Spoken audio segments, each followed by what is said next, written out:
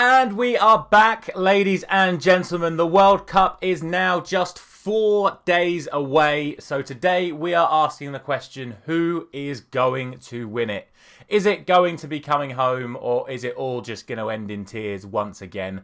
Find out right now, as once again we are on the FootMob Predictor, where we're going to get our little wagon wheel out and determine who I think is going to be taking home the trophy. Let's go straight in to the group stage, where we're going to start with Group A, and I don't think there's going to be any surprises in Group A, as I'm just going to go for Netherlands to win, then Senegal, then Ecuador, then Qatar. Don't really think I need to say much about that, especially with Sadio Mane out injured for Senegal. If anything, that puts them at risk of getting done in by the Ecuadorians. But for me, it's a very straightforward Netherlands, Senegal, Ecuador, Qatar for Group A.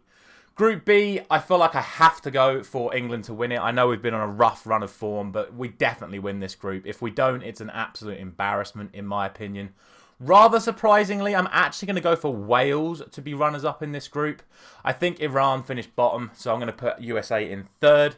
I just think when it comes down to that Wales-USA game, I think Wales just have a few more weapons that the USA aren't really prepared for. And for me, Wales just have that little bit extra tournament experience with all their recent runs in the Euros. So for me, Wales takes second spot, America third, and Iran in fourth. Next up, we have Group C, where I'm actually going to leave it exactly how it is. Argentina winning the group, Mexico finishing second with Poland third and Saudi Arabia coming in fourth. For me, Argentina have to win this group. I know they're very good odds to win the whole thing. And then I just think Mexico have the edge on Poland. Poland have a very good team. They are building a good team, and obviously Lewandowski at the front of it. But for me, Mexico are just a little bit more well-rounded, and I think it will come down to the game between the two, and I think Mexico will just edge it. On to Group D, and I'm going to put Tunisia bottom and Australia third. It then just comes down to which way round I put Denmark and France. And I am very, very, very tempted to leave it like this with Denmark first. Denmark have beaten France twice this year already and beat them last year as well. So I'm very, very tempted to leave it like this. I just think going into it, France have had a couple of injuries coming into it as well. I'm going to leave it like this. That might surprise a few people, and it would not surprise me one bit that if France turn up for the actual World Cup, rather than it being a Nations League game, they do turn Denmark over. But Denmark are on a fantastic run of form at the moment, and I just have this feeling that they're going to do France in again, and I'm going to put Denmark to win that group. Let me know in the comments what you think about that decision.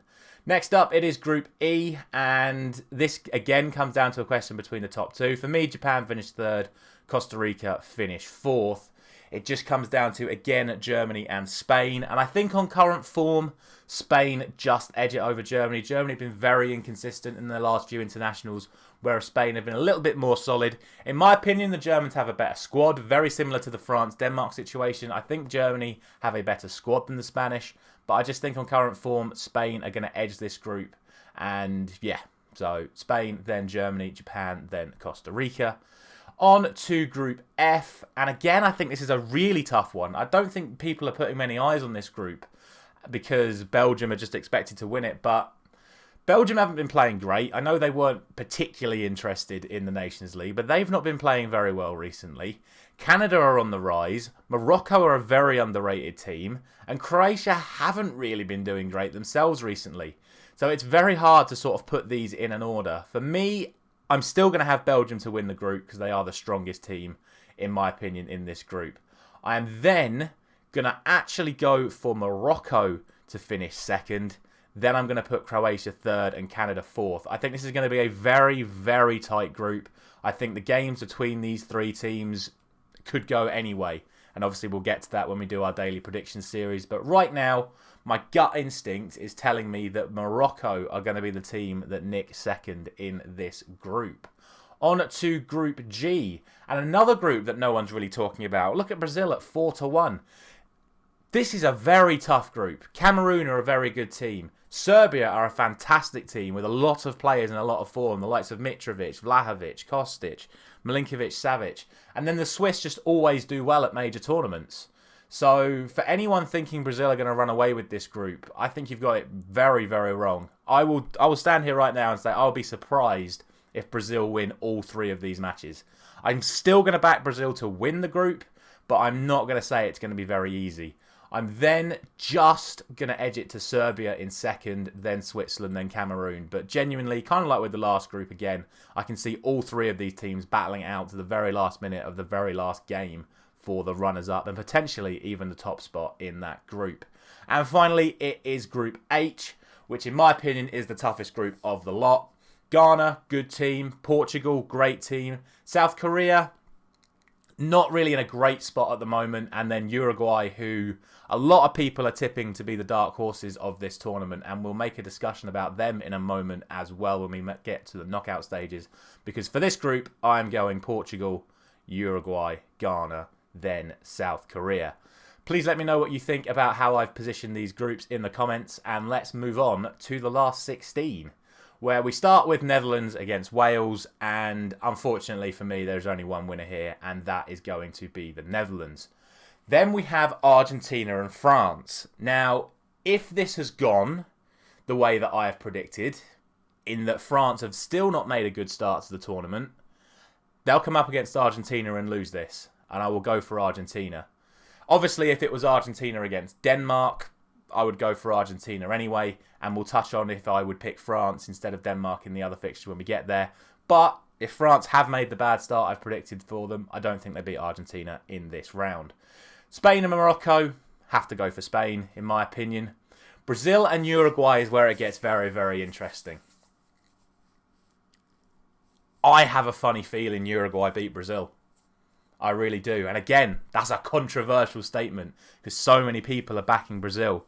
But I look at that Brazil squad and yeah, it's got quality going forward. But for me, the defence isn't quite up to it. And the attacking threat that Uruguay pose, the amount of effort that the Uruguay players are going to be putting in, it's going to be rough. The Brazilians aren't going to like it. And I'm going to give Uruguay the win in the last 16, knocking Brazil out at a very early stage. Next up, we have England-Senegal, and again, even if we've not played particularly well and won the group, I would expect us to beat Senegal. So for me, England go through in that one. Denmark up against Mexico. This is the other one where I'd have originally had France, where a lot of you will probably have France. For me, whether it's France or Denmark, they beat Mexico. Next up is Belgium and Germany. By this point in the tournament, I think Germany are going to have figured out what their best lineup is. I think it's going to be a very tough game for both teams. I think this probably would be game of the last 16, unless, of course, Argentina-France is the way it is drawn out. But for me, I'm just going to give it to Germany in this one. They would have had a little bit more tough competition in the previous rounds, preparing them for this one. And I'm just going to tip them to beat Belgium. And then Portugal against Serbia. Again, I think it'll be a very good game. Serbia obviously got to the World Cup by getting a result against Portugal. But this time round, I am going to back the Portuguese to knock the Serbians out into the quarterfinals, where we start with Netherlands up against Argentina. And again, I don't think this is too complicated to go for. It's probably going to be a tough game. It depends how fit some of the Argentinians are by this point. But I'm just, again, edging it in favour of Argentina. Spain against Uruguay, I am going to go for Spain. I just think, again, where the Uruguayans will be a little bit more physical, the way Spain play, it's different to the way Brazil play. And I just think Spain just about edge it. England and Denmark, for me, you have to go for England against Denmark. We've beaten them enough times over the last couple of years. Of course, including in the semi-finals of the Euros. So I'm going to go for England in that one. Germany and Portugal, I'm going to edge in Portugal's favour as well. I just think overall Portugal have a better team than Germany. And if Portugal are on form by the time this game comes around, I would expect Portugal to win it. Next up then, we have the semi-finals. And it's Argentina-Spain and England against Portugal. Now, this whole run-up to this World Cup, I knew that the final outcome would be a way that Argentina and Portugal would play against each other. And I'm going to go for the fairy tale booking of Ronaldo and Messi playing against each other in the World Cup final, where neither of them has won it before, where neither of them will play another World Cup after this World Cup. And for me, one of them wins it in the final against the other. So, for no other reason than that, I'm going to go for Argentina and Portugal. And sadly, the It's Coming Home dream ends in the semi-finals for England. But we've had a good tournament if we make it to the semi-finals again. So I'm not too fussed to say that we lose out here. But for me, it's Argentina-Portugal in the final. It is the fairy tale booking. Let's touch on the bronze medal match. For me, England should be... Well, no. Actually, I'm lying. England wouldn't beat Spain in the third, fourth playoff because Gareth Southgate would play all the reserves and we'd get beat. So Spain win the bronze medal match. But Argentina, Portugal in the dream final. Ronaldo against Messi one last time.